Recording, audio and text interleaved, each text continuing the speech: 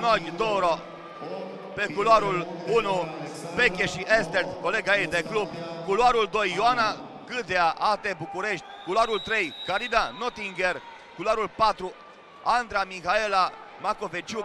Culoarul 5, Andreea Drăgoi. 6, Loredana Căbășdan. 7, Ana Kingo Gavrilă. 8, Piedemonte Ioana Alexandra și 9, Ana Mustăția. Ultima este bucureșteancă, precedentele 3 sunt din Oradea. Să vedem startul, dragii mei. Pe culoarul 1, Beche și Ester. Pare să fi plecat foarte bine, însă bătălia se dă în centru. Macoveciuc, Andra Mihaela și Andreea Drăgoi. Andreea Drăgoi sau Macoveciuc. Să vedem, culoarul câștigător este culoarul 3, Carina Nottinger.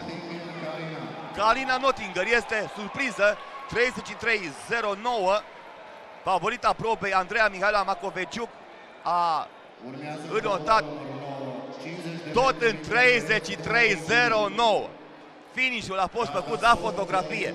Același timp, 33-09 pentru Carina Nottinger și pentru Andra Mihaela Macoveciuc. Final, gemenele din bazin, 33-09 pentru ambele.